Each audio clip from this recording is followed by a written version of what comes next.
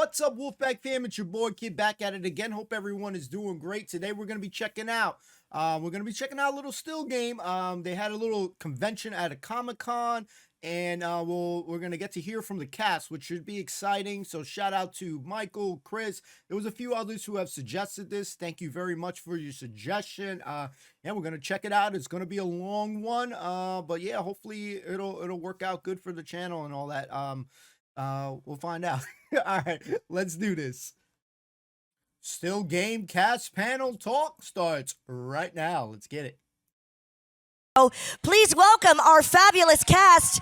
Ladies first, please welcome Jay McCary. Woo! Looking lovely. Any seat you'd like, milady? Sit with me, yes. Next up, please welcome Paul Riley. Let's go. Yes. And please give a warm welcome to Gavin Mitchell. It's a cheers, damn it. Bobby the barman. And last but certainly not least, please give it up for Sanjeev Kohli. Nabeed. Yes, I was asking earlier, yes. Welcome, everybody. Thank you so much for being here. Give it up for our amazing cast. Hello! Yes. Hello, how's it going? You've come to the right place. Let's just go down the line here. I'll start with you, Jane. How have you been enjoying Aberdeen Comic-Con? Oh, I've loved Aberdeen. Is this on? Can you hear? Yes, it is. Woo! Oh, it's good. So I've never been to a Comic-Con before, and I'm dying to have a wee nosy around the stalls, but there's so much happening round about me, and they'll tell you I am Isa. So I'm trying to say, I'm saying, what's happening? Who's he saying? What's it? So yes, I'm loving it. I'm having a ball. Wonderful. Love it. Lovely. And how about you? How are you enjoying the Comic-Con? Truth be told, right? Uh-oh. Jane's hungover. Right? She got 2 hours sleep last night. She just can't hack it anymore. I'm having a great time, absolutely magic. And we're going to go for some food later, I believe. I don't know. And why have food when it gets in the way of drinking? Do you know what I mean? Because the casino's open late. Oh, right. When you say food, you mean crisps? Aye. Sanjeev, how have you been enjoying Aberdeen Comic-Con? Well, it's quite special for me because this is the first time I've been led back to Aberdeen since that incident. Oh. And I know some of you were there, and I'm really sorry that toddler went on fire, but it really wasn't my fault.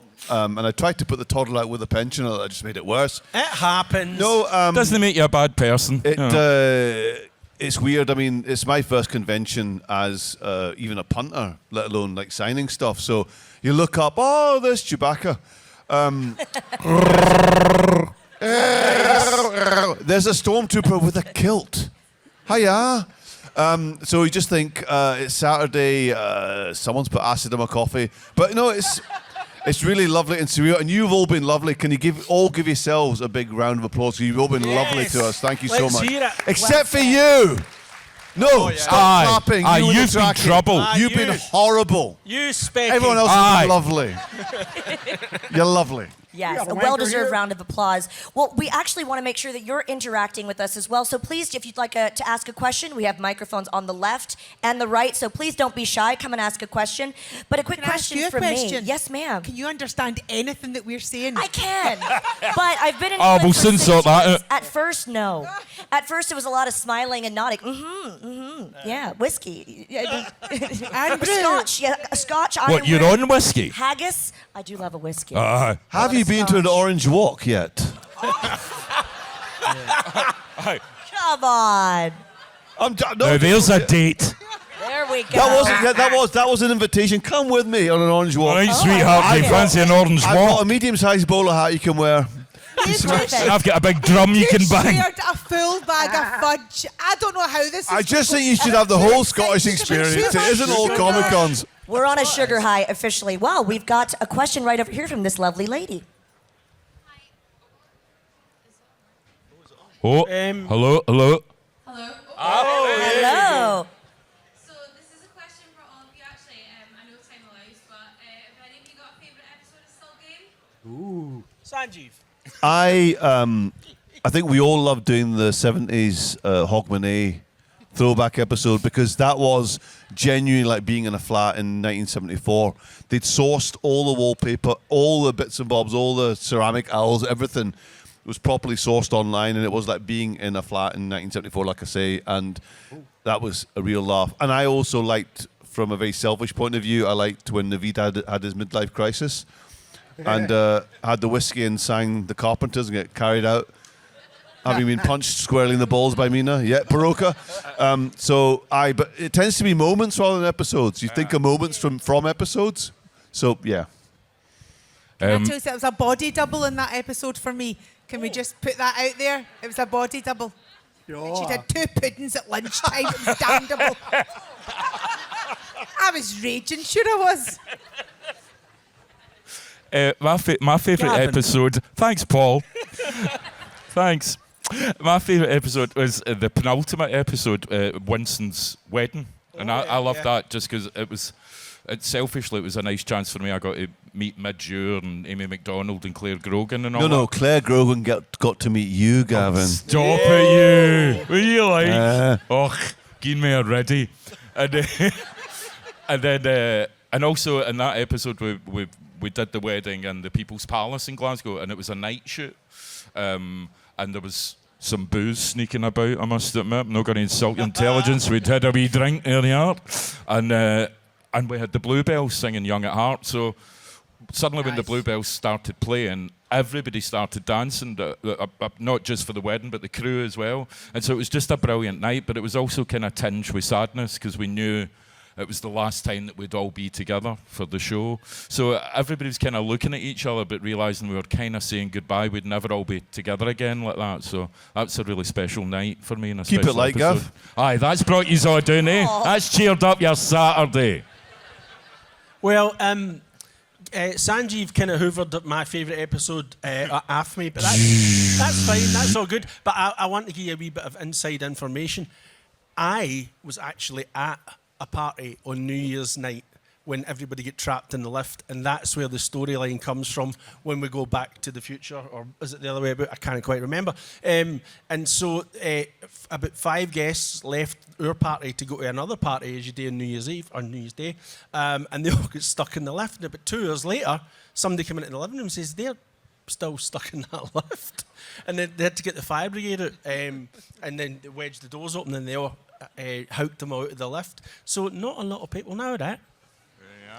That's me finding that out now, Paul. That's the first time I've heard that, actually. Pretty cool. Jane McCarry. Jane McCarry, I ladies and think gentlemen. Probably Cairds is my favourite episode because, again, sometimes it's hard for us because it's maybe not the one that you watch on screen and say that's your favourite. It's the time that you had when you were filming it. And again, that was a time we were all in the room together, we were having a great carry-on, and it was just really good fun. So I think maybe that one for me. I wasn't. Match for me, boys and girls. Feel free to let me know your favorite episode in the comments down below. Let's get it. In that episode. Oh, sorry, Sanj. Sorry. Awkward. We've got a question over here to the right. Hi. Hi, my name's Alex. I have a question for Bobby. Hiya. Bobby. Hi, Alex. In the episodes where you and Naveed switched roles in your occupation, Oh, yeah. did it feel weird not being in the same place you've been in for almost every single episode? Yeah, it was very strange, but it was really, really nice because I think Sanjeev got out a wee bit more than me, but Bobby was always stuck in the Klansman most of the time behind the bar. So any chance I got to get out, I got a bit overexcited. So, but it was really nice to be in Naveed's because it was only till the second last series or something I ever went into Naveed's and for Naveed and Bobby to actually meet. Naveed had been into the Klansman, but I'd never been into Naveed's shop, and then to take it over was great, and to be with Mina was brilliant. It was really, really great fun. Woo! So that was brilliant for me. It was an honour to be in Naveed's. So yeah, it was great. And how did you find the Klansman? Well, I'd been in, like you say, you had been in the shop. But I think that was the same series I came into your show. Yeah, that's right. It was the Bleach thing, the 70s rollback. That's right. I'd been into the Klansman. It's actually one of my favourite scenes is when everyone's gone to Hyperdale's, and I do the big speech about where were all of yous, shopping like Posh Spice on coke. And that was actually, it was almost like that was as Shakespearean as I've ever been, let alone Naveed. I got to do that kind of quite serious speech in the Klansman with everyone there. So that was a pretty special moment for me. So But like Naveed, you know, doesn't drink, what I heard. So I'm hardly in the Klansman. So to be behind the bar at the Klansman was brilliant, and I loved the bit where I got to scush Tam with the with the gun. It's That was always nice to fantastic. give somebody a scushing. Oh, that aye. The other Yeah. thing that's maybe worth mentioning is when we film the show, Sanjeev gets a fortnight off because it takes 2 weeks to film all the Klansman stuff because we do it all at the same time. Yeah. So he's sitting with his feet up in the Canaries. And we're Trying to grow my beard. It takes that long. It takes that long. Yeah. Aye, everybody kind of gets nervous about the Klansman scenes because it takes up so long. We just know we're going to be in the pub for like at least a couple of weeks. But people are like, oh no, it's like the Battle of the Somme. So yeah, they're long, long days, the Klansman days. Alex, thank you so much for your question. We're going to go over here to the left. Cheers, Alex. Thank you, Alex. Great question. Oh, hello. Hiya. Hey, I got a question. Is that better? I got 2 questions. So, would you ever remake a Still Game? And what's you guys' favourite quote from Still Game? Favourite quote that we've done ourselves or from other characters? Other characters and yourselves. Okay. Oh. I always really liked the line, you know, when the pub quiz, and what's the name of the character that comes in and that you fancy? Margot. Thank you. Thank God you're here. Aye, yeah. Margot. I've tried to block it out of my head because she broke my heart. Aye. So Isa's come in and say that there might be some romance between Bobby and Margot, and I mean, I just love how it's written. It's like, geared at Isa, he couldn't get his hole in a barrel of fernies. And it's just I just completely threw it away like Naveed does, because that's how his delivery is. But when you think about it, he couldn't get his hole in a barrel of fernies. It's like hip hop. It's like jazz. It's so rhythmical, and I totally just tossed it away. I'm sure it's in Hamilton. It's in. So that was People say it in Hamilton. I think that was my favourite line. But they've all got lines that I love. But that's probably my favourite line that I've said myself. Gavin. Thanks, Paul. My own favourite line is probably just simply the final line.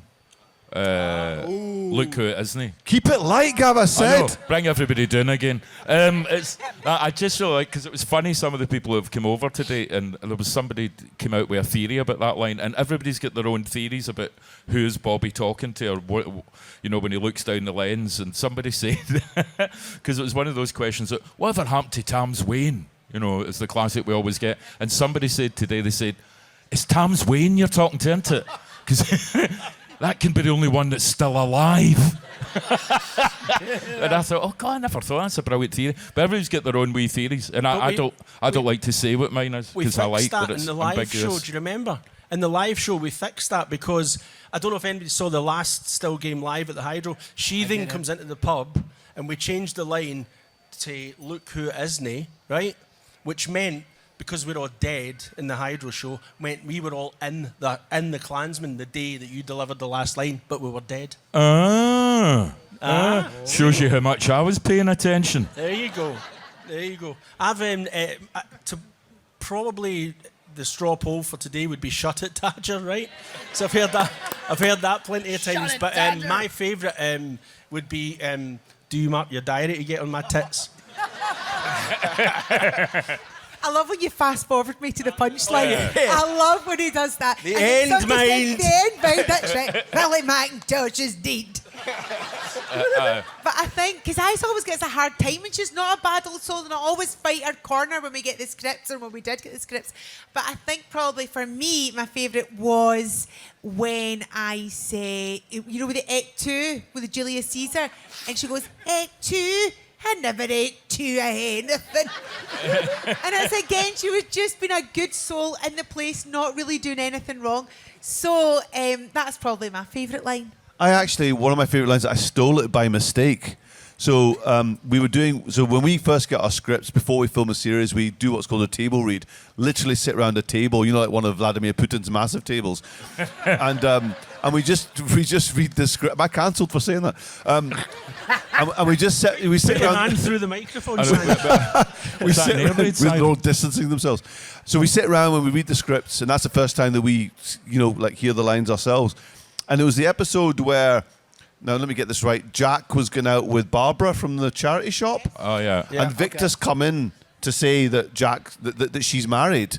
So she says, and we interrupt him, and I say, what's he, a junkie? And then who's it says, a stripper? And then the line is firing ping pong balls out of her duff.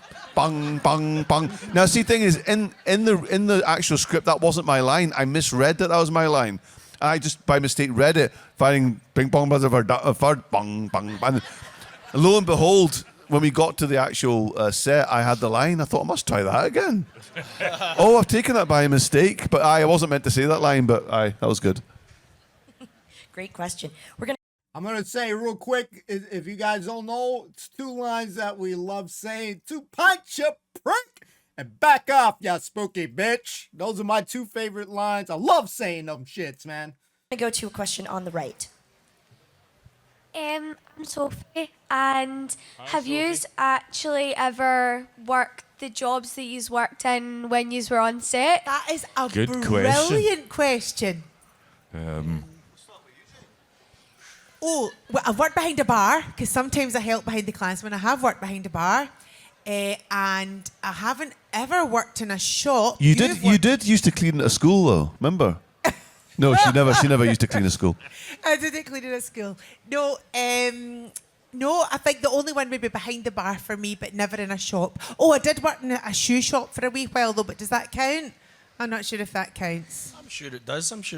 I think Count my former job, as alluded to in the show, is working in the shipyards, and that comes from my father, who was a shipbuilder, and so Ford and Greg just took that and they transplanted it, and so he was dead proud of being a shipbuilder when he was working.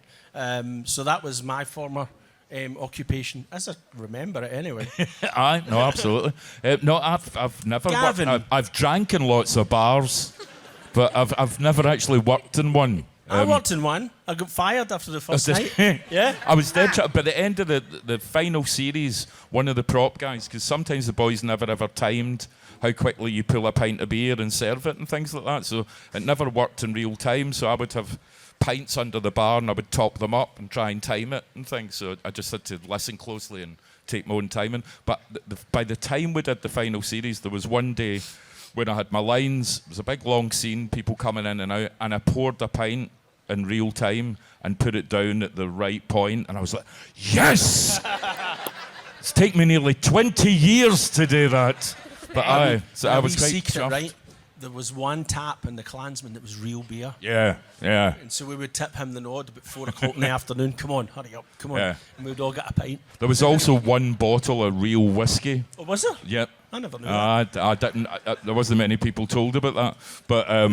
But in fact, we saved that for the guests sometimes. And Paul Young, whenever Paul Young finished, who plays Shug, he would finish and he'd give us a wee wink, and I'd go and get my real whiskey and go, there you go, Paul, whenever he rapped when he'd finished a series. We also had a can of Diet Coke in the Winnebago, right? But but it gave you an electric shock when you touched it. And everybody who would come onto the show, they would come in, they would come away and come on and can you pass me that can? And that was them. They loved it after that. But when we did first start filming Still Game, it was a real bar. It was a bar in Mary Hill. Oh, God. And there was bullet holes right along the gantry. And you'd be filming and gangsters would burst in and go, oh, sorry, and just leave. So it really genuinely was dangerous. And that's why they had to build the set of the pub. And there was once, there was an extra. I was going to ask you if you were going to say I was going to ask you if you were going to say it. Go. So there was an extra and he had... this is gross, by the way. This is horrific. He had to play pool. So when you're filming 12 hours a day. So he was holding the pool stick, bored, and fell asleep on the queue and popped his eye out. Oh my God. I told you it was gross. What, you want your money back? And then a dog ate it. No, that didn't happen. Sorry, it didn't happen. Claudia, that didn't happen. Are you going to be sick? He ran. Claudia Wells, by the way, ladies Claudia and from Back to the Future, everyone. She is next up on our Q&A panel. Who's so never stay tuned seen after Still this Game, one. and she thought we were going to give you education there. So you've had a smattering. So it's all on Netflix. He's saying... Are you speaking he's saying, English? Are you not enjoying translating. yourself? He's saying he's hoovering all your money from the stalls. Yeah, Yes, that one. yes. There we go. Oh, you heard that all right? Aye. Here's what she wants to hear. Oh yes, you've all to follow Claudia on TikTok. What's your Yes. handle? What's your name on TikTok? Handle. I don't know. Claudia Wells Official on TikTok. Brand new to She's got TikTok. 13 followers, so she really needs a boost. Guys, make sure you guys follow that, and make sure you guys follow the Still Game Cast and social media as well. We'll see if I can remember. I'll put a couple of links of their stuff, guys. Very nice of them, but you know these guys are so freaking hilarious, man. So just seeing a little bit more insight right now, I just feel like so happy inside. And if you guys still haven't watched Still Game, man, if there's somebody out there, man, take a chance, damn it. And freaking watch it already. It's one of the best shows I've ever seen in my freaking life. We will definitely discuss. Oops, selfie, everybody. Woo!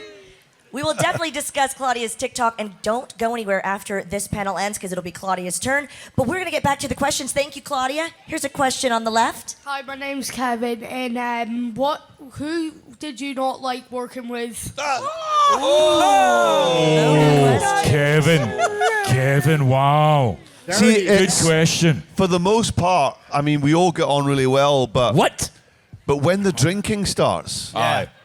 Round about 9:30 in the morning once we're drunk. I mean, you're getting nice Gavin now. Okay, this is nice sober Gavin, but when he's had 3 or 4 triple glimmerangies of a Like I Tuesday, said, about half 9 in the morning. no, genuinely, like the core cast all get on really well, and all the guests that have come in have been really nice as well. Like Robbie Coltrane, Kevin Waitley. Well, I actually never got to meet him, but he was meant to be a sweetheart. Yeah, it was lovely. Craig Ferguson. Craig was Ferguson amazing. was lovely. He was brilliant, actually. I can honestly say, without lying, that we actually all got on really well, and it was a real laugh to go into your work. I mean, because like we used to film in, was it February? Really horrible dark mornings, and we're all in really early to get the makeup on. I was in the makeup chair 1.5 hours, getting that beard glued on, getting my hair glued back, getting a wig pinned to me, getting the stuff on our face that dries to look like wrinkles. Trying to do Troy's videos at 8 in the morning. Oh no, Gav, you got February on really well with your partner. Yeah, that was a scary person to meet. No, you couldn't really have anybody bad on set or anybody that you didn't get on wasn't well any with egos, because it had to be fun. I think that's what makes it successful in a way, is the kind of fun that everybody was having and having a laugh, and that's what kind of works and comes over, I think. And also for the people to come in, that we had to make it comfortable for people, because it's quite intimidating for a lot of people to walk onto Still Game. They get quite uptight. They were walking into this big thing for them, and you know I mean, imagine joining the Spice Girls. How hard that would be. It is. As the I six Spice was in the Girls. Spice Imagine, Girls for Kevin, 2 years. you were asked to join the Spice Girls, how hard that would be. That's what it's like walking onto the set of Still Game. So we have to be really nice, don't we? Yeah, on the subject of working with people, right? The 4 of us here, right? This is not a trick question, by the way. Who out of the 4 of us has worked with Robin Williams? Shit, She just pointed a The empty Gavin? bottle at you. Maybe she's going to launch it. I don't know. Guessing, I don't know. The answer is 2 of us. 2 of us. Me and him. Aye, there you are now. Shit. It went straight to your video. Don't worry about it. Aye. But also, I've much as worked we with are- both Crankies. Both Crankies. So's Jane. And so have I. Can I just tell you that although that we are all good friends, there was a lot of minxing that was carrying on all the time. Yeah. It wasn't just a Coke can, it was non-stop. And this shin here, when Mark Cox had just split up with his girlfriend, and he'd gone and got himself, can we say fanny magnet? It was a fanny magnet, right? It was some fancy sports car, right? So he was driving about and he was showing off and he was taking the makeup girls out in his car. This shin, when Mark was on set, it was you. It wasn't me. Anyway, carry Well, on. it was your Ford. Went over to a garage and got a Reggie plate to make for the back of Mark's car. And for 2 days, he was driving about with that Reggie plate. I don't know, is our children. That's right, Can we tell them what it said? Yeah, 2 please. days, ball bag. So that is your pals. Yeah. That's true, but I never done that. Friends. I never done that. Well, we are amongst royalty because we have a princess to the right that would like to ask Oh, a question. it's Princess Amelie. Oh, yeah. Oh, are you going to go to Prince Philip's memorial? He says, Wow. Beyond inappropriate. Wow. oh, shit. Perfectly legitimate question. Yeah. Harry's not going. Meghan's not going. Sign of respect. I'm sorry. What's your question, darling? Jane, Yes, darling. what is your favourite princess and why? Favourite princess? Princess Anne. No. Jane was working with Princess Anne I was yesterday. working with Princess Anne yesterday. No, my very favourite princess. Do you mean like a Disney princess? Oh, I don't know. Who would that be? Cinderella's not a princess. Who's a princess in Disney? Help. You can't ask the answer. Oh, Belle. was Belle a princess? She becomes a She princess. becomes a princess. Okay, maybe Belle. Maybe Belle. Is she Baby a princess? Belle. Baby Belle, the cheesy cheese. princess. Maybe The cheesy princess. Princess of cheese. Baby Belle. Also said why. What, darling? Also said why is she? Why? Sorry, just answer the question, Jane. Get your money's I'll worth. tell you why. Because Because she's a nice snack in the mid-evening. No. Isn't it? So you're not Yes. hungry enough for a full meal. Sandra's wee girl is called Belle. Yes. So I think it's because she doesn't judge by appearances and she reads lots of books and she she's She's got a making it very up, everybody. kind heart. A kind heart, like you. More than that. Excellent Oh, question. come on, have a word with yourselves, By applauding the that way, key. her brother Harrison, am I right, says she is the kindest heart You've of even anyone bored he's her, she's ever known. away. She's given up, Jane. delightful. She could smell the keek coming out your mouth. Talking shit. Oh my goodness. We're going to go to the left with the question over here, please. Hiya. Here we go. Hiya, my name's You just said shut it, Tadget, me about an hour ago. And you better not say 2 pints to me. Oh, no, I wouldn't have. You'll be out that door. My name's Tyler, and my question's already been answered, but what's your second favourite line? Second favourite. Oh! Or even your least favourite? The least... Oh, no. I remember when I said it, it was the sort of thing that people were asking me to say, and it was, mind the check the cell by day to cells alive full of fusty pish. I quite like saying that. That was quite good fun. Right, I'll go. So I'll split the line with you, right? I'll start it and you finish it, right? I run a tight ship. No, a shite tip.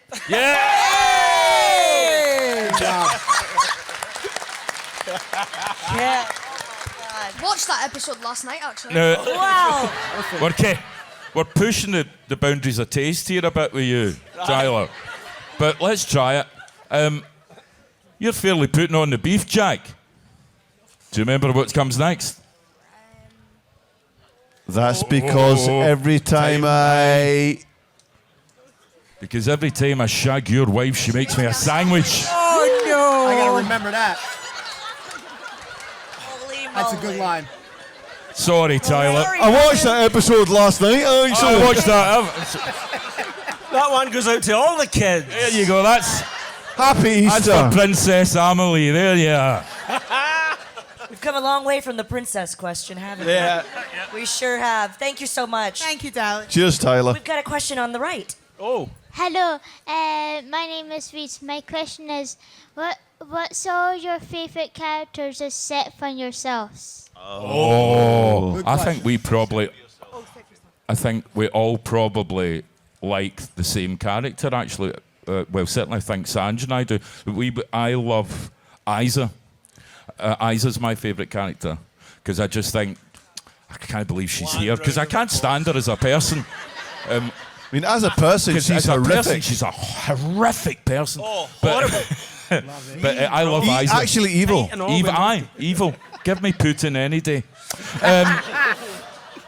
But no, I love Isa. 'Cause I think Jane's amazing, and things like there's a scene where Jack and Victor are going out to celebrate their friend's anniversary. That they've been together as pals for so many years, and Isa comes into the lift and figures out where they're going, and she does it in such a roundabout way, and only Isa can. And that happened because the episode was too short at the time, and Ford and Greg had to come up with something to fill out the time, and they didn't want to do anything.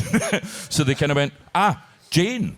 So they wrote this speech and gave it to Jane, and Jane, I think you only had minutes basically to learn it. It was really, really fast, and went in and did that speech, and people love that speech, and it's beautiful and perfectly done, and it's just the way that Isa explains things and wee details in her speeches I love and stuff. I just love her. I think she's great. So yeah.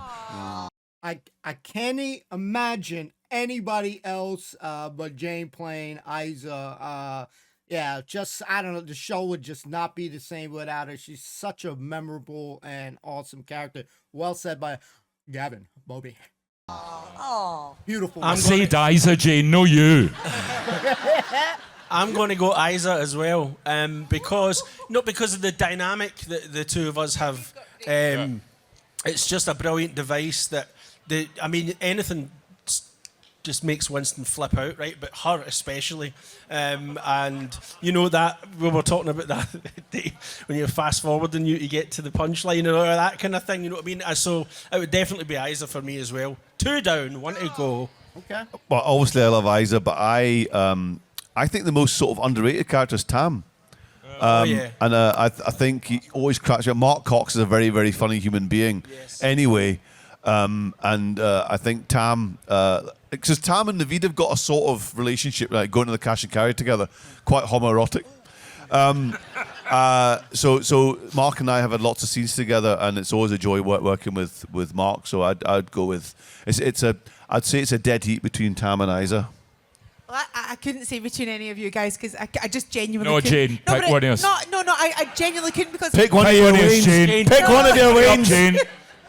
we do Would have it be a really number good 3? relationship, don't we? Blind date. We've had great scenes together in the big lovey, and when we to do our kind of fake sex scene in the bed, Jesus. we laughed till we cried, and he rolled off the bed because we laughed so fell out much, the and then bed. get jammed down the side of the bed, and we couldn't get him out from the side of the bed.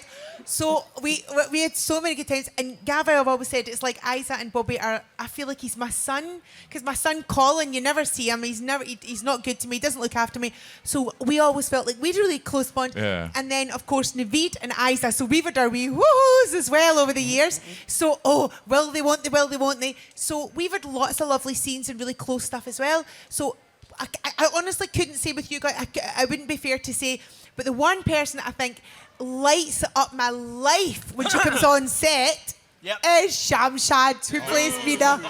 Doesn't she though? We hear her laugh coming. Like, see if it's like a big studio and you hear her laugh from over there, and then you'll smell pakora or naan bread. She would bring us in homemade naan bread, and we would go, Can we just stress that she made the bakora and naan bread? She doesn't smell Yeah. "Do you know a the bakora smell?" and naan bread. No. Jane. She would make it, and we Thank would you. go, oh, yes. So she did. She made us laugh every day, and she's like one of the nicest people in the world, doesn't she? So for that reason, I will say Mina.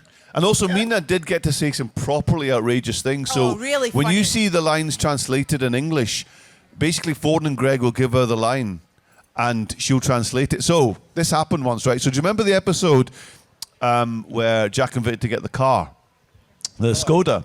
Oh, So they come into the shop and they say they've got a Skoda, and I say, that's no Marcia Fernie Magnet. And then Mina does the line, we know who the real Fanny is, okay? So they've given her the line, we know who the real Fanny is, and she's gone off to translate it. So the day we're filming, Shamshad is pacing up and down. She's sitting on her head. This is, what is it? I can't see the line. I can't see it. I can't see the line. I said, what's the matter? And the problem is, right, there is no real word for Fanny in Punjabi, right? Because obviously Fanny means what it means, right? But it also means idiot, numpty, gleikit, ne'er-do-well. There's no equivalent idiomatics in translation in Punjabi. The word that means Fanny means... Sports come in. It's basically sort of gynecological. And she said, if I... Oh, Tuzen, hey! You owe me a tenner. Aye. Get out of my shop, you thieving pedal pin bastard. I'm Metal talking to Mickey you. was much better than you. Aye. Beat it. One robot in the shop at any one time. Thank you. Out your arse. Out. Out. Oh, now I feel bad. Well, that will never happen again. Eh? Ruined my anecdote, you wee pedal bin. So she said, I can't say this word. And I said, you're right, you can't say that word. You will get hunted. So she said, what will I say for Fanny? I said, okay, just say punani, because that's what Ali G says, and it doesn't mean anything. So go home tonight, go on Netflix, find, what's the episode called? Is it Brief? The car? And she says punani, and it doesn't mean anything, and it means that's why she's still got a visa, frankly. We've got a question on the left. Hi, which big star would you love to have seen in Still Game that never appeared? There was people who were meant to appear and sadly it didn't happen. Peter Kay was meant to be in an episode, unfortunately. And then at the last minute he couldn't do it. That would have been great. I'd have loved that. There's so many musicals, like people in bands and stuff, which thankfully you got to meet, like Amy and Midge and all that. Jim Kerr's a massive fan. Yeah, a lot of musicians love it, and they take it in the tour bus and stuff like that. So you find a lot. Strangely, we talked about this before. That the Foo Fighters really love Still Game. Yeah, and it's because one of the Foo Fighters went out with a Glasgow girl, and she passed on Still Game to them, and they started watching it in the tour bus. And the next thing, the Foo Fighters were massive Still Game fans. So, Lady Gaga likes Mrs. Brown's Boys. I don't know, but I would love Billy Connolly to even know what Still Game I was is. going to say Billy I would love for him Connolly. to even know who we were, let alone, but imagine Billy Connolly and just coming into the shop or into the Klansman. How amazing would that be? And I think Sean Connery had seen it as well. Was a bit of a fan. Well, Peter Kay was meant to be. Did you just say that? Yeah. Oh, sorry, aye. Yeah. So Peter Kay came to see the live show. He was meant to be in it. That would have been amazing. So Sean Connery does know the show then? He did know the show. And also Robin Williams, I took over a copy of the first series, a Still Game, and he saw the show and really he loved it. And he knew Paul and I, so he was like, oh yeah, that's Paul and stuff. And so he loved it. Yeah. He said to me, we finished filming and we all got these tiny wee business cards. They look like After Eights, right? And there was a handwritten phone number on the back. And he says to me, because he was going over to LA, he said, do you think I should phone it? And I went, definitely, get it phoned. And he phones the number. Hello, I'm looking for Robin. This is Robin. And you can take it up from there. Well, it was fun. I blew him out 5 times. I hope you waited 10 minutes between each time. Steady. Jesus. Overheard in a car park after midnight. And for various reasons, I didn't see him, and then eventually we arranged to meet, and it was just bonkers. So I visited Robin a couple of times, but it was just it was wild when we met him anyway. But he was always very generous, and when he came over here, he invited me up to Billy Connolly's and things. But I never went because I was just far too shy. I just felt, oh my God, there was all these people, Steve Martin and Robin Williams. Gav, you would have made an arse of it, be honest with yourself. I would have made an arse of it. You'd have got really drunk and stripped off. Doug steaming or something like that. What about this, Robin? Is this funny? Lighting your own farts. Sean Connery like that. Who invited him? Who invited him? And another question ruined for you. No. Paul and Jane. Who would you like to have starred in I Still would have said Game? Billy Connolly as well. Yeah, definitely. Absolutely. Imagine Billy that, Connolly guys. for me too. The end. Thank you. I wasn't sure how to transition from that physical comedy going down on there. We've got a question on the right. Hiya. Hi, me and my big brother love Still Game. I was going to ask Paul, what do you think of the dynamic between Winston and Stevie? Oh, good Stevie.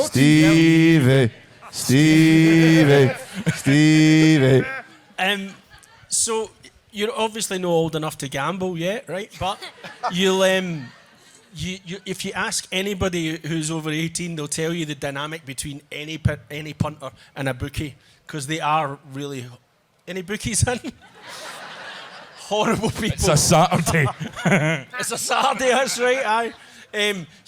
No, it's a great dynamic, but the other really good thing about it is Matt Costello. He's a brilliant actor as well, and he's got great comic timing. And if I can think of one example off the top of my head, it would be when he puts the pens into Oh, the thing. genius. Okay. And it ends right on my punchline where I swear, obviously. And the two of us just got it like that. I think we did one take or something. I can't remember, but that kind of goes round the clock. And then the very last one before Winston really loses the rag and the hat comes off and all that usual. So no, it's great fun to be doing that. And obviously, anytime Winston loses the rag, people love it. Do you know? Also, I think Matt is an angel of a human being. He's a really lovely guy with a really good energy. So Yeah. when he plays a badgin, I think you get more value somehow. Yeah, absolutely. Yeah. Absolutely. And then what you meant he had to shave his head, poor guy. Oh God, yeah. To come back as his brother. No, it was hilarious, man. And No, he's a lovely guy. It was a shame because they never finished the scene in time when he shaved his head. Because he's like, how long do I have to look like this for? And for some reason, the weather or something, we never finished it in time. So he had to walk around with a shaved head for another couple of weeks. And he said he went for a curry with his wife. And had to wear a woolen tammy all the time so they wouldn't see his wee bald bit he'd shaved. And he said just sat there with a tammy on, eating a curry, just sweating. With his wife going, oh God. But poor man had to walk about with a shaved head. Yeah. We've got a question on the left. I've got two questions. This for a whole cast. What was the hardest episode of Still Game to film and your favourite 2-punch jokes? Wow. That's for you, Gav, that second one, I think. I think I dressed that with Tyler, really. my favourite look. I like. They're rough. Some of them to say out loud, I'm afraid. I'll maybe come back to that, but I like Ty. The sandwich one's the one that's quoted to you the most, isn't it? Yeah, the sandwich one is the one that everybody kind of loves. You know, you've put on the beef jack. It's probably my favourite. Hardest episode? I don't know. For me, probably the hardest one when we went in the water with the car. That was quite tough, just because we were in the water an awful long time, to be honest, and it was pretty cold. We were sorry, yeah. Gav. No. We did. There was an episode we played the Neds at golf, and they bury us in the bunker. And so we came back for lunch. I remember this. We came back for lunch and there was 2 coffins, right? So what's the deal with the coffins? Oh no, you get into the coffin and then we put the coffin in the coffin in the bunker and we cover you with sand up to your neck. So that whole scene, when you look at it, we're actually sitting and lying in 2 coffins with the sand up to our neck. Not a lot of people know that. Oh shit! Have you kept the coffin, Paul, for like when you need it? I got it at knockdown price. Aye. I've grown out of it, but aye. Empty, want the coffin. Mahogany, brass handles, very reasonable. One careful owner. Did you get that coffin? Oh, I got it at Comic Con in Aberdeen now. A signed picture of Jet and a coffin. In the taxi company. Do you take coffins? Aye. On my first whistle. A wee story about coffins there. Ah, there you go. And I'm bringing it down. I'm doing. Oh dear. We've got a question over here on the right. Bobby, 2 pints prick. Yeah! Oh, someday to do it. So obviously, you have all became massive household names in Scotland. Does that make your life a nightmare going about your daily business? Do you get a minute's peace when you go to do shopping and stuff like that? I mean, it's not Beatlemania. Do you know what I mean? It's we can do. I mean, the thing is, we're lucky in that I've always said that I can't help noticing that you're wearing a football-related garment there, right? So if you're from Glasgow and you're a Rangers or Celtic player, half the town loves you, half the town wants you in the ground. Okay, we're lucky enough that probably 95% of people like the show, so people are generally nice and mostly polite. Maybe on 3 or 4 occasions have people been arseholes. Oh, wow. I remember there wasn't even that much of an inconvenience, but I'd taken my son to a soft play area, and I, as I do, I nodded off, like just doing the crossword, nodded off, and I woke up, someone was filming me. It's creepy. And I thought, A, what were you hoping to do with that footage? And B, just wait till I wake up and then get a selfie. But why would you film me sleeping? But you're right. So you get that very, very rarely. I was, I sometimes get a bad back, and I was in Curlers in Byers Road, and I was talking to a fella.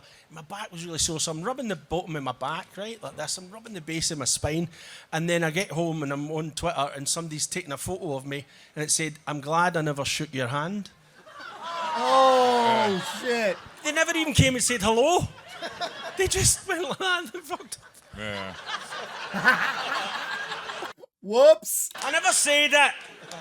Turn that camera off. Whoops. Gavin, tell that story when you were in, was it a charity shop in Mount Florida, and you overheard people talking about you? That was a great story. It's no, don't build it up, Jane. No. It's not that great a story, folks. No, I was in this charity shop just looking at stuff, and I overheard this woman behind me talking to the woman at the counter, and she was saying, I've seen a lot of, apparently there's quite a lot of famous people live about here in Mount Florida and stuff, and that Peter Mullen and blah, blah, blah. And this woman said, I saw that, I wouldn't have recognised them, but I saw the guy, it was the kids recognised them, my two boys saw him in the co-op across the road, and it's the guy that plays the barman at a still game. And I'm standing there with my back to him, and I thought, God, that's me she's talking about. And I heard her say, he's a right miserable bastard. And he swore as well. No, I went, but and I went, what? And I vaguely remembered that I was just in this shop and I was looking at the freezer bit, just putting stuff in a basket, and these two wee boys, tiny tots, appeared and looked up at me, went, hiya, and I went, hiya. That's all that happened, but it had now spun into what a miserable bugger I was, you know. You got. They were talking as about us in the shop. And I was standing like that, and I thought, what do I do? To I turn around and go, hiya, you all right? You having a nice day? But I just walked out the shop like a crab, like that, with my back to everybody, like, oh no, they think I'm a miserable bugger. So, and now you're a miserable bugger that walks like a lobster. That's what that looked like, didn't it? The house that I've got now has got a glass-fronted door, right? It's just a big pane of glass. Nothing untoward about that. And then, around about midnight one night, it was a Saturday night, I came out and it was like The Shining, there was two wee boys in the other side of the glass, looking in at me like that, right? Creepy. And I was like, this isn't the best experience, but as I say, they're few and far between. And I went, what's going on? And I opened the door and they said, we've got a chicken curry here for you. Right? I said, I never ordered a chicken curry. No, we know you didn't. But the guy who normally delivers the chicken curry, he's our uncle, and we've come through for Edinburgh. Did you not know this? No. We've come through for Edinburgh to give you a chicken curry, and I was like, what am I going to do? I said, come on in. And they were like, hey! And the ma comes in, she's steaming, right? Hey! They've come all the way from Edinburgh. I was like, I don't know what I'm going to do here. Did some photos with them and did some signatures, and I was like, could you kindly just let me get in my bed now? Did you eat the curry? Of course I did. You ate the curry? That's straight into the bin. This happened actually before Still Game, before I was even vaguely sort of D-list celebrity, right?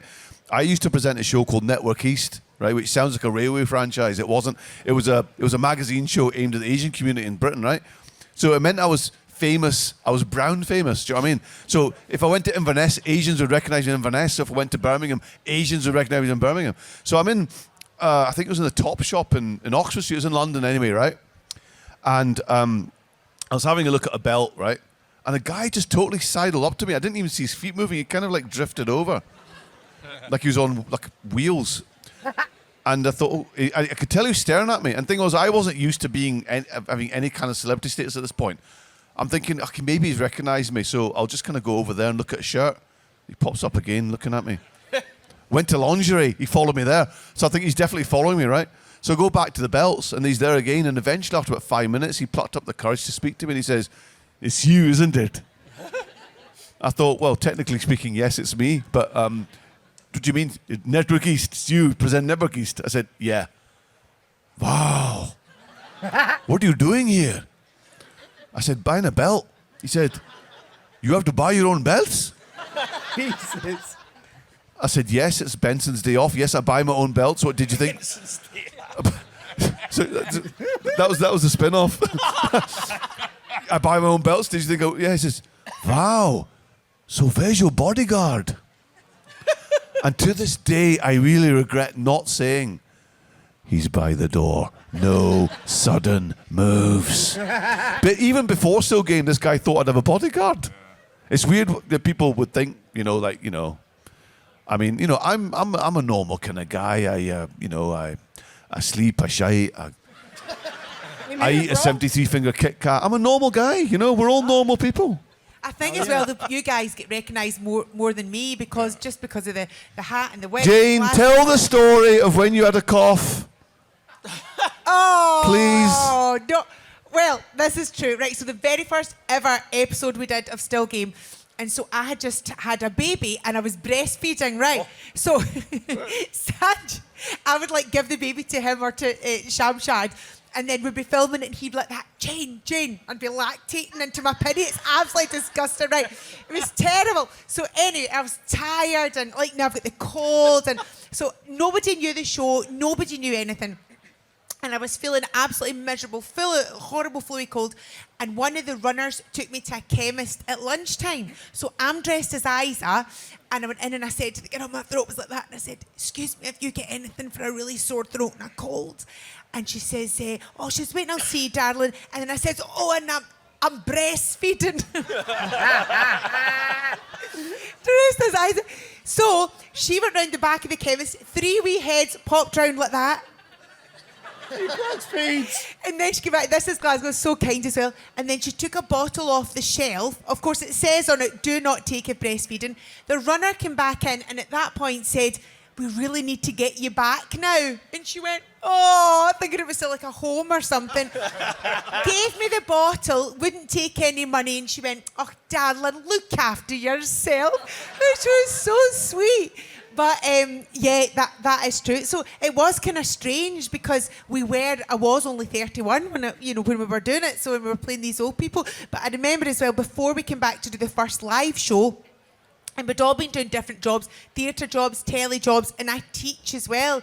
And I teach in different schools and I teach kids with additional support needs as well. So I was working in this school and it was a very Catholic school in Glasgow by chance. And when the boys said that they wanted to come back and do the show, they wanted to put me naked on the side of the city chambers. Now, why Isa would be naked on the side, I don't know, but they wanted to do a big publicity stunt where it was the full size of the city chambers. So I'd go in and say to the head teacher, would you mind if I'm naked on the side of the city? And he went, yes, I would. I said, I'll need to go then. I'll need to resign. So that was the end of that. The swearing seems like nothing new, didn't it, after that story? Wow. I like traumatised you. Lactating stories we told. Great question, thank you. We're going to take a question from the left over here. Hi, my name's Connor. I've got 2 questions for you. The first thing is, what was it like filming the episode where Blighty's hardest boozers were filming in the Klansman? And how much creative freedom were you given? I can't hear, darling, sorry. And how much creative freedom were you given during that episode? It was brilliant fun.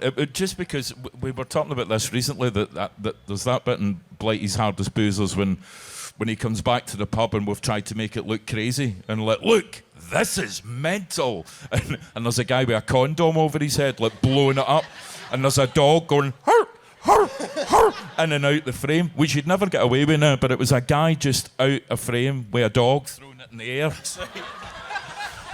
And this wee dog was going, hur, hur, hur.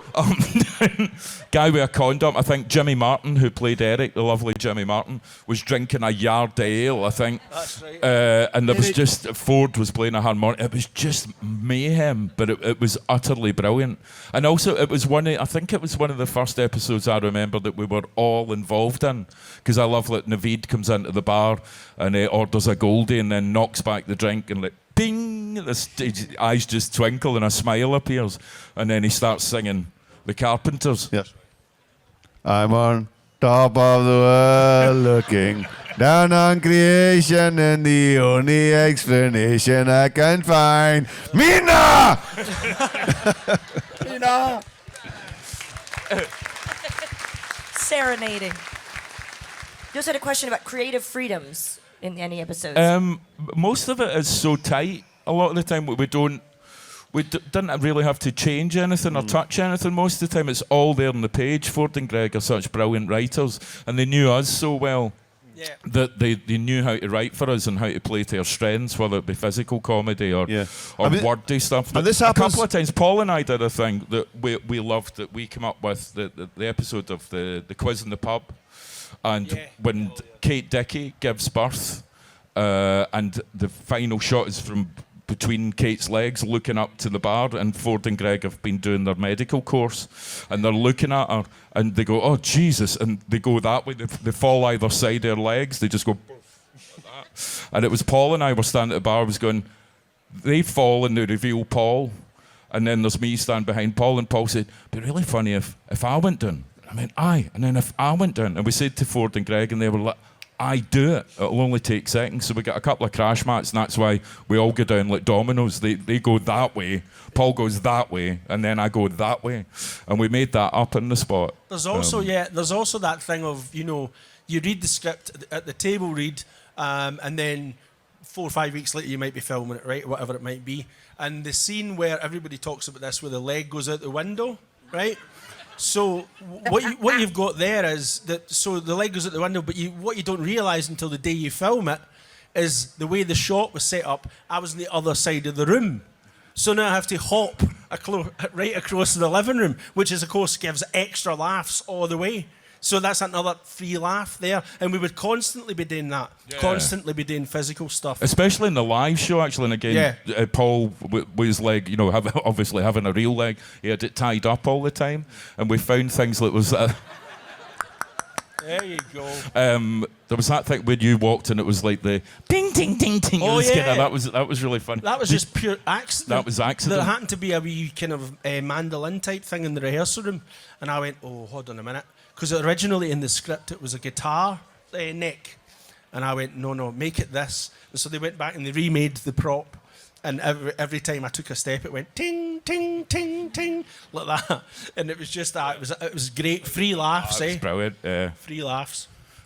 Well, unfortunately, we've only got 5 minutes left, but I know you guys have both been waiting very patiently. So let's go to the right, and then our final question will be to the left. But you go ahead, sir. Hi, my name's Kit. I just wanted to ask, what was it like on the final episode of Still Game? Like, what were your feelings after the final episode got filmed? I mean, I think genuine. I mean, we'd done it for 17 years by that point, and I don't think... I mean, we knew that was the last series, so we'd had time to sort of process that. But when... I know, like, when we filmed the last... I know from, like, personally, we did all our fade-outs. So what you guys see is, obviously, it's that beautiful Bob Dylan song. What's it called again? Doesn't matter. And there's a montage of us just fading away, so you don't see how we die, you just know that we die. Mm-hmm. And so it was a very innocuous thing where I'm just turning around sighing and then I fade out. So they had this big, what do you call it, a jib, this kind of big camera on a thing, a trolley, dolly thing. And that's how they film it. So the thing moves very slowly and you move with it. So 3 or 4 takes of that. And then Michael, the director, you wouldn't normally say, he said on this occasion, "Look, do you want to see that back?" I said, "I'd love to see that back."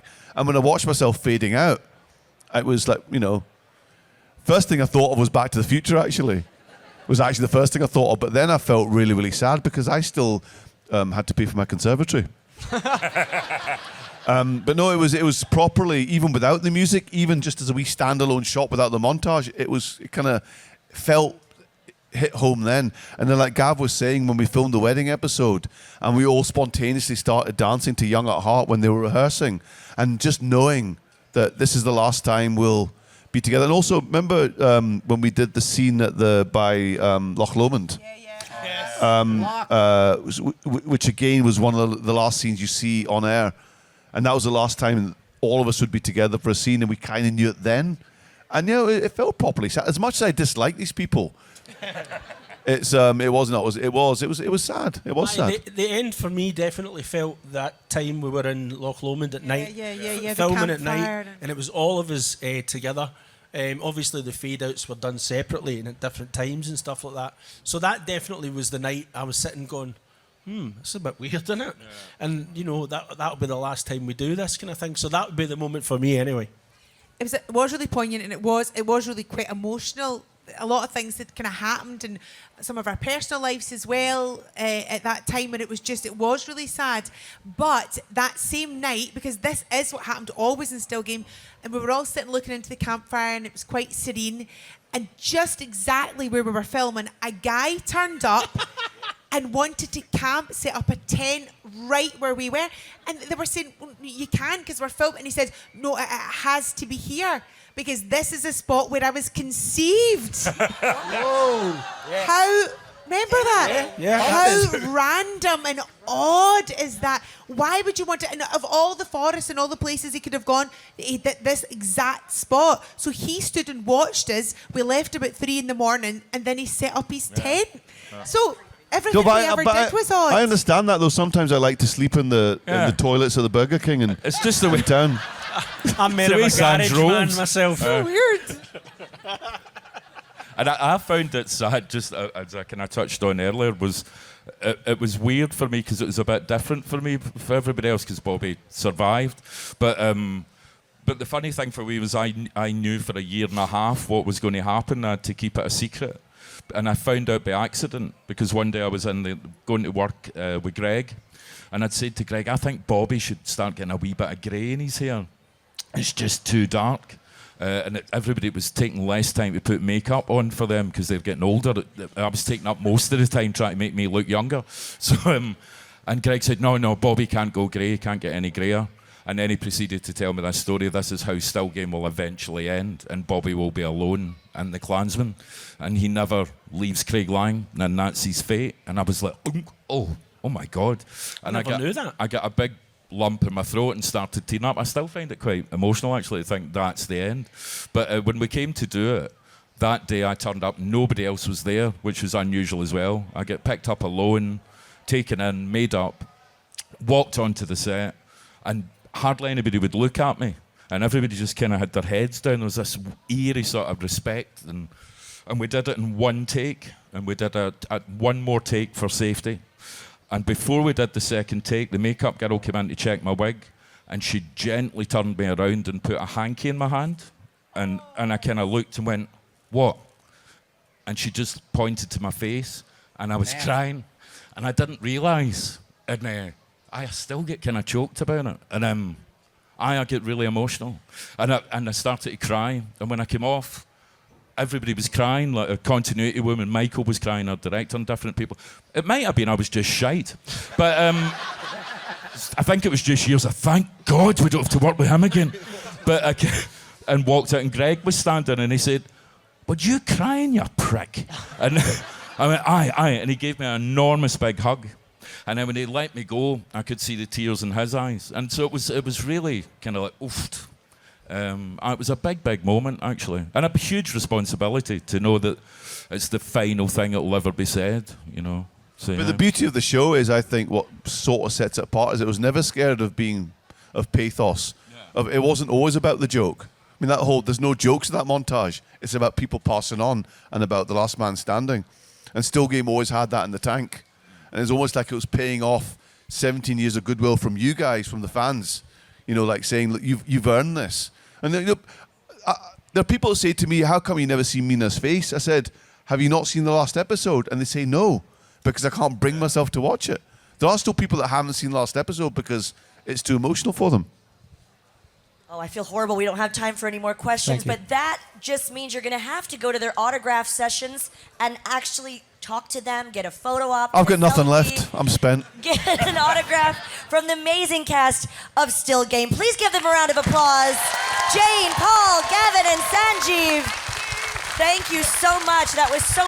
Get your hankies, boys and girls. much fun. You guys are awesome. Keep it going for the cast of Still Game. What an amazing group. And of course, you can see them right here at Comic-Con Aberdeen today and tomorrow at their autograph booths. I thought she just said boobs, guys. We're going full screen, BRB. Man, what a great convention. It really makes me miss Comic-Cons. If you guys ever get an opportunity to experience a Comic-Con, it is such a wonderful experience. It definitely has changed from when it first started, and you get this wonderful opportunity to see some celebs and stuff like that. So the fact that we got to see 4 brilliant characters from the show come to life and talk for the audience is a special thing. And that last episode, it's a difficult episode, and when you're hearing Sanjeev talk, or Naveed talk about how there's a lot of people that haven't experienced the last episode. I could definitely understand that. A lot of times we don't want things to end. It's a sad feeling, and that episode was. I don't care about what anyone says. You felt something here, or your heart. You're sad. Some of you guys are crying, probably. That was a very hard episode to watch. Just knowing that it's over. That's the last episode. The final it's tough. The questions by the audience, stupendous questions, wonderful questions. Fans really do ask some of the best questions, and you can hear some of the kids. Kids ask great questions. Really great. I'd say great, really great questions, and from top to bottom, this show especially, the level of characters, it really isn't like a weak link, if that makes sense, guys. There really isn't a weak link of characters. They really all shine on any given moment. I will say this out loud real quick. Two Pikes, prick. I just love saying it. And one thing that I find that is special about shows, it has a way to a show or even a movie, but just in general, we'll stick to shows. They have this way of seeping, dialogues or funny sayings to part of your lifestyle, and I love saying it. Some of the lines from the show and among other shows, but sticking to Still Game, it really got a lot of memorable lines, and you guys can tell me. Hopefully, YouTube will allow it. Some of your favorite lines in the comment section, but watching these characters throughout all those seasons, man, such a great show. I really truly do miss it. One of my favorite shows, having watched, and damn, man, when you just look at, we got only 4 of those cast members there. You know and I'm like, man, there's Tam, you had Shug, you got Jack and Victor, my man's Eric, who's always blowing up my phone. They really do. And there's countless shows. And the question that one of the it was a kid or a gentleman said about who would you have wanted on the show was such a good question. Imagine Billy Connolly on this show, man, or just imagine that one. For example, who would you guys have wanted on this show? Think about all the celebs in the world. If there could be anybody that could have been on this show, you would have been like, damn, wow. We saw Robbie Coltrane. He was mentioned as well.